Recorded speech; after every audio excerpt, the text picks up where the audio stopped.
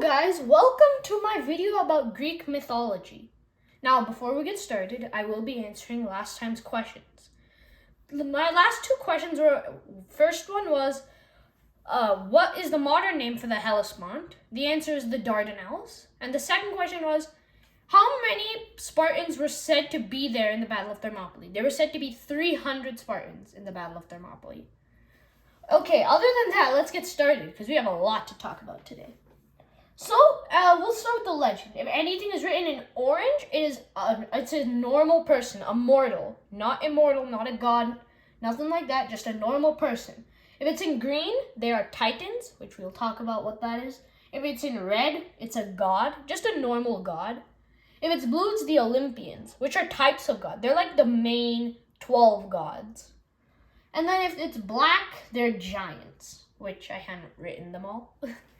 Okay, anyway, it all started from Caligo, which is mist, and Chaos, which is chaos. And they birthed Nox, which is the god of night, Dias, god of day, Gaia, the god of earth. And one thing, Gaia can also be spelled like this. This is the Roman or Latin version with the I. The Greek version is an E, as I've written there. So now we'll quickly erase that. And they also birthed Tartarus, which is, I wrote Monsterland, but it's not the underworld, but it's like a deeper underworld almost. And then there's Uranus, which is sky or heaven.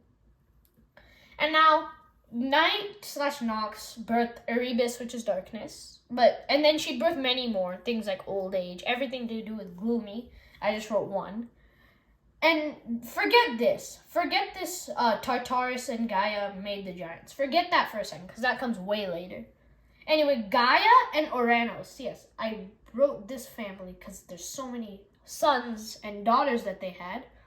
Gaia and Uranus, which were brother and sister, married each other and created the Titans.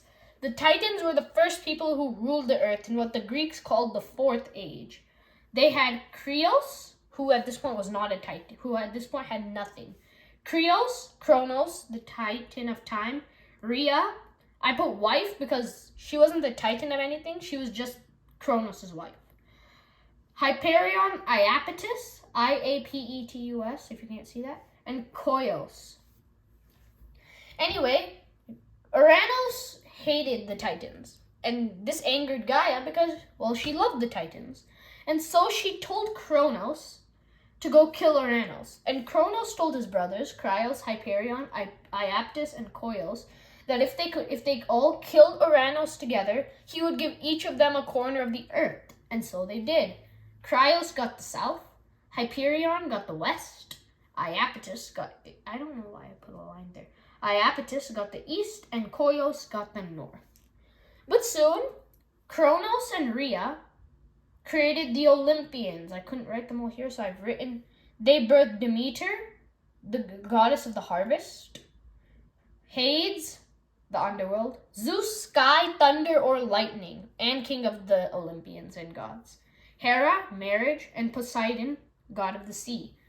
Now, we'll quickly talk about what they did to the...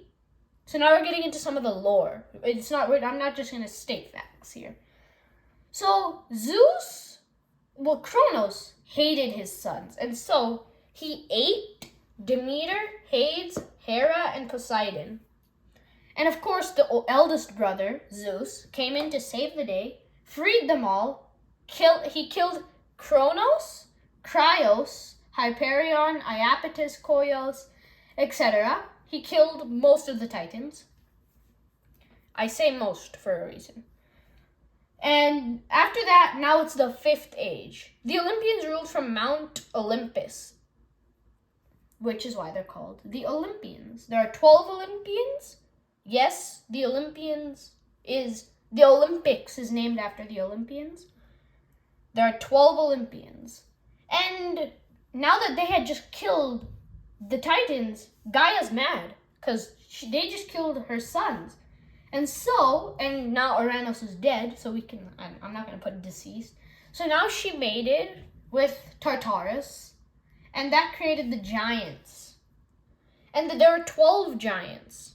Because at this point, before we get to there, all of these have been born. Aphrodite was the first Olympian. She came from something. I can't say that. Aphrodite was the first Olympian. She was not the mother. None of these were mother or father. That's why she's in a box. None of these people were her mother or father. Zeus and Hera birthed Ares, the Olympian or god of war, and Hephaestus, the god of the forge. And included in the god of the forge, it also includes the god of fire, the god of craftsmanship, craftsmen, all of that. And then here's Zeus's other marriages. Zeus married many mortals, but we're only going to talk about the mortal he married to make another Olympian. So yes, there are many more Greek gods, like others, I'll try and think of an example. Janus, the god of two faces, like being two-faced. But we're just talking about the main things here. And Zeus and Semele, all this angered Hera, of course. Zeus and Semele created Dionysus, who started as a mortal, since Semele was immortal. And he started as a mortal, but through merits and all that, he became an Olympian, or god, just as Hercules, through his merits, became a god. And then Zeus and Leto, who was a titan, created Apollo, who was the music and the sun, and Artemis, his sister, who is the goddess of the moon and the hunt. Something to note about Artemis, at least in Greek mythology, she is, I'll put this down. At least in Greek mythology, she couldn't marry. Though she did love Orion. And I haven't written one of the Olympians here. You might be wondering which one. And that's Athena. I forgot to write it. Athena, I will just say what she's the goddess of. Athena, Athena, if you can see that. Athena is the goddess of ingenuity, thought, creativity, all that. And the reason I'm just putting something from Zeus is because all her stuff has to deal with the mind. And so she, at least in mythology, sprang out of Zeus's head, already fully grown and all that. So she was now born. And now, yes, Hephaestus and Aphrodite did marry, though they created children, but not important, that I will be writing today. Now that the Olympians are ruling, Gaia has now awoken from her slumber, which she went to after the Titans controlled the earth, and now marries Tartarus, and they have the giants. There were 12 giants, just as there were 12 Olympians. Now the giants' job, it was almost like a target list. One giant was signed to one Olympian. So 12 giants, 12 Olympians. It's almost as if they're opposites. For Dionysus, there's an opposite giant. For Apollo, Artemis, Demeter, Hades, Zeus, Hera, Poseidon, Hephaestus, Ares, Athena, and Aphrodite, they all have an opposite giant. And, the Olympians defeated the giants. And then Gaia went back to her slumber. But the Olympians, they would increase. And they were not all super good with each other. They would fight each other. For the city of Athens, but apparently in Poseidon and Athena would be like enemy gods. For Athens, it was going to be each city, not each city, but some cities were named after gods. And Poseidon and Athena, for the people to choose, Poseidon and Athena both created something. Athena created the olive tree, which is why I will say each of their symbols in a sec, which is why her symbol is an owl or an olive tree. And Poseidon created a salt spring. And the Athenian people chose Athena. And there were many more things that they had. But now I will quickly talk about each of their symbols. Zeus's symbol is a lightning bolt. Just like this. Just like a lightning bolt, which I have drawn very horribly. but a lightning bolt. Hades was his helmet, the helmet of darkness. Yeah, this is bad. Which apparently, and each of these grant you an ability almost. At least for the big three. The big three, I will circle them. The big three.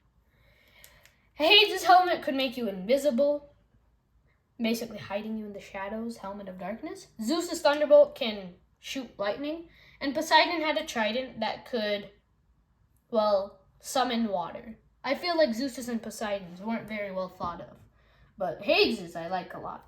And Poseidon was just a trident. And if you watch my last video, you know that Xerxes crossed through that little trident part of Greece, which I say looks like Poseidon's trident. Aphrodite's symbol, well, is love. I mean, you could draw a heart. Ares is like a sword that can like transform. Athena's is an owl or olive branch. Dionysus is, well, it's self-explanatory. His is wine. Artemis's is either the moon or herself holding a bow, because she is also the goddess of the hunt.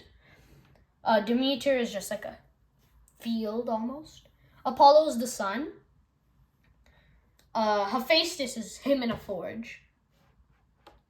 And this is not all. See, I've done the Greek gods. I will do some of the stories like Theseus, Perseus, Hercules, some of Dionysus' adventures, and other monsters. So yes, next time we'll be covering monsters. But yeah, so I just gave you a basic of like the gods.